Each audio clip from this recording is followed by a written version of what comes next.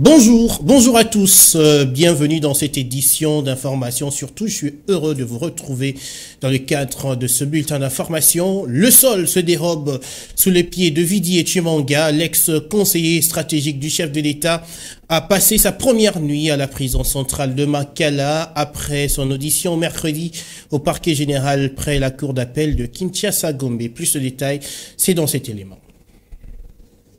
C'est vers 11h20 que le désormais ex-conseiller stratégique du chef de l'État était arrivé avec ses avocats au parquet général près la cour d'appel de Kinshasa-Gombe dans le cadre de son audition sur une matière non définie dans l'invitation lui transmise lundi par l'avocat général près cette juridiction. Des heures passent, l'audition se fait de plus en plus longue, des sympathisants et militants de son parti Dynamique Congo Uni perdent de patience et voient la sécurité se renforcer davantage sous leurs yeux. C'est au bout de 7 heures d'audition que le parquet décide de mettre Vidi Etchimanga sous mandat d'arrêt provisoire. D'abord détenu au cachot du parquet, il a été ensuite transféré directement vers la prison centrale de Makala où il a passé sa première nuit.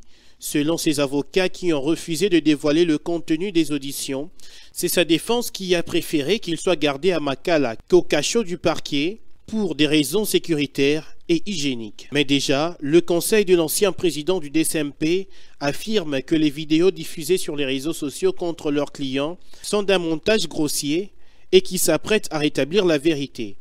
Pour rappel, Vidi Etchimanga, qui a démissionné de ses fonctions tout récemment après publication de ces vidéos, proposait des offres minières à des pseudo-investisseurs en exigeant une commission de 20%.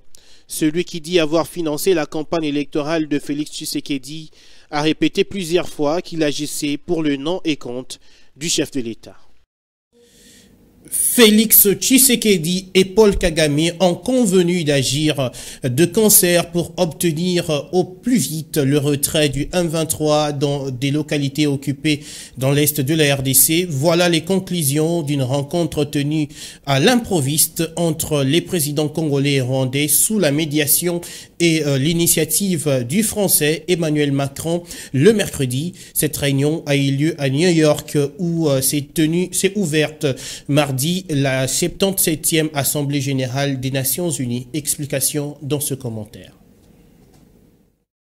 Selon les services de communication de la présidence de la RDC, Félix Tshisekedi, Emmanuel Macron et Paul Kagame ont exprimé leurs préoccupations au sujet de la recrudescence des violences dans l'est du pays et leur résolution à apporter une réponse régionale et coordonnée à la menace portée par des groupes armés terroristes dans la région. C'est pourquoi les deux chefs d'État voisins ont convenu, sous la médiation française, d'agir de concert pour le retrait des insurgés du M23 soutenus par le Rwanda, afin de réunir les conditions d'un dialogue franc et constructif nécessaire à la relance de la coopération entre les pays de la région et conformément au processus de Luanda. Par ailleurs, il a aussi été évoqué le retour des déplacés de guerre de ces localités à leur domicile avec l'appui des Nations Unies et de leurs partenaires de l'Union africaine, de la communauté de l'Afrique de l'Est et de la conférence de la région des Grands Lacs. Ils ont également convenu d'intensifier durablement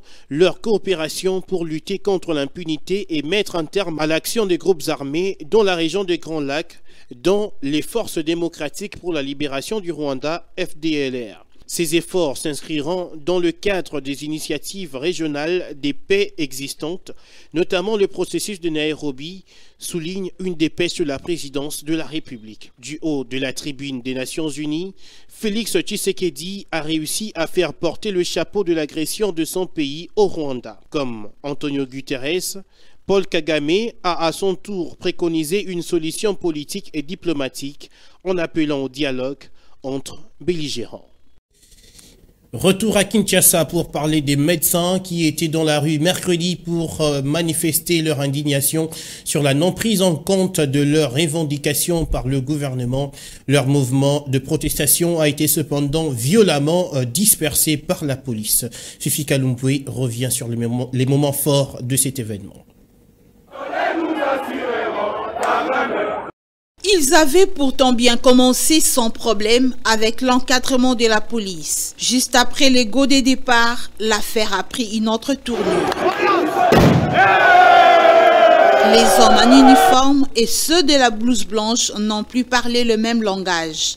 L'encadrement a cédé la place à la répression. Tout de suite, l'on pouvait s'y croire devant le tournage d'un film d'action où tous les coups étaient permis.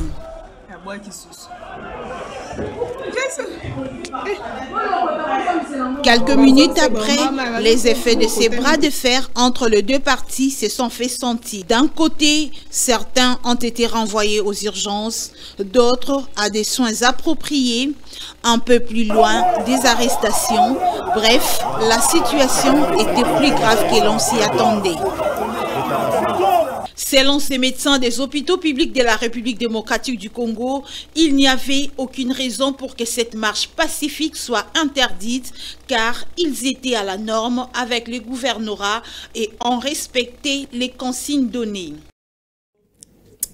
Et puis on va parler de rareté de carburant à Kindu dans la province du Maniema. Les stations-service ont fermé leurs portes suite à la rupture de stock. Seuls les vendeurs de carburant appelés communément Kadhafi approvisionnent les automobiles à un prix élevé. On en parle avec Monica Makaba. Les grandes stations-service de la ville de Kindu, qui approvisionnent les véhicules et autres engins en gasoil, ont fermé leurs portes depuis le lundi 19 septembre 2022. Suite à la rupture de stock, seuls les revendeurs communément appelés Kadhafi fixent un litre d'essence à des prix allant de 7 500 francs à 8 500 francs congolais. Une situation qui a impacté sur le prix de transport. Le gouvernement provincial a annoncé l'arrivée dans les jours qui viennent de la première cargaison de carburant en provenance de Kisangani. Les dispositions sont déjà prises à la CNCC depuis la semaine dernière pour approvisionner la province en carburant. Le gouverneur était déjà alerté sur cette rupture du stock. Il y a certains baleinières qui sont déjà en train de transporter le carburant et le train de la CNC chargé de faire ce mouvement pour approvisionner d'autres carburants au niveau de Ubundu pour les acheminer dans la ville de Kindu, la grande centrale de consommation.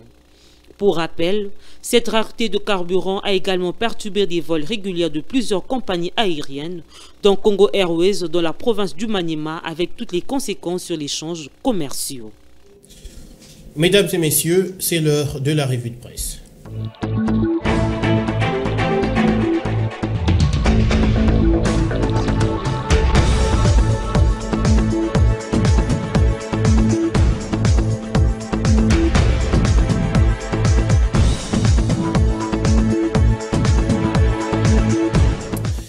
Mais que disent les journaux parus ce matin dans la capitale congolaise? Madame, messieurs, c'est l'heure d'en parler.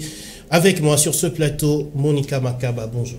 Bonjour Patrick Ngo. Alors on démarre avec la prospérité qui nous parle du cycle infernal de la violence dans l'est du pays. Félix Tshisekedi interpelle l'ONU. Oui, exactement. Félix Tshisekedi, j'allais dire, s'adressant à l'Assemblée générale des Nations Unies mardi, le président de la République démocratique du Congo a rappelé que son pays est victime d'une crise sécuritaire aiguë qui dure depuis plus de 20 ans dans l'est de son territoire. Une crise causée principalement par les convoitises que suscitent ces fabuleuses richesses naturelles et les ambitions de puissance de certains de ses voisins, stigmatisant le mal sécuritaire qui continue à ranger mon pays en dépit d'efforts internes et de la présence militaire massive de l'ONU en RDC et de son soutien diplomatique pendant 23 ans. Il a déploré que plusieurs accords signés avec les groupes armés et même avec les pays voisins sous la garantie de la communauté internationale et des mécanismes nationaux et internationaux n'ont duré que quelques mois. D'accord. Alors, dans un autre chapitre avec Forum des As, Monica, on nous dit, au regard des pesanteurs politiques, affaires Vidi et Chimanga, s'achemine-t-on vers le scénario du procès 100 jours? Oui, Vidi Timanga a été placé hier mercredi 21 septembre sous mandat d'arrêt provisoire.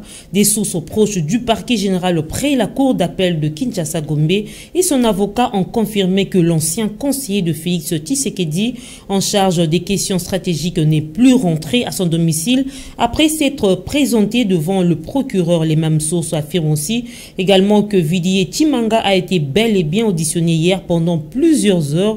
Il aurait été question pour le magistrat d'enquêter sur des faits constitutifs de prévention de corruption présumée. Dans l'opinion, les Congolais ont encore fait en mémoire ont encore frais en mémoire le procès dit des 100 jours qui, tel une montagne, a couché d'une souris après tous les bruits qu'ils ont eu autour de l'affaire Vidi et Chimanga. Va-t-elle se terminer de la même manière? Ça, c'est la question.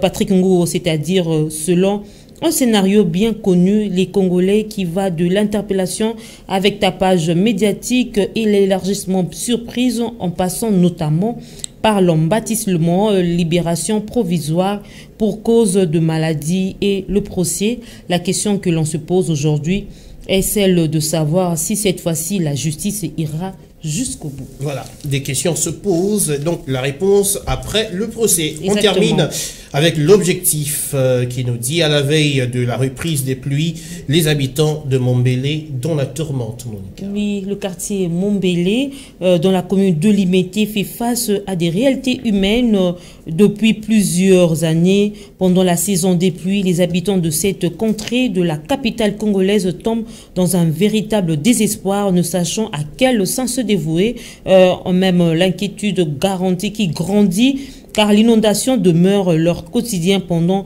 la période pluvieuse. Certains ont réussi à épargner leurs parcelles de cette réalité. Certains, par contre, ne sont pas en mesure de le faire. Comment s'y prendre de cette réalité? Le constat fait est que depuis le début du mois de septembre, certains habitants sont alertés face à cette triste réalité en remplissant leurs parcelles de des cailloux. Question de se prémunir, dit le journal. Voilà, merci Monica. Merci beaucoup, Patrick Ngou.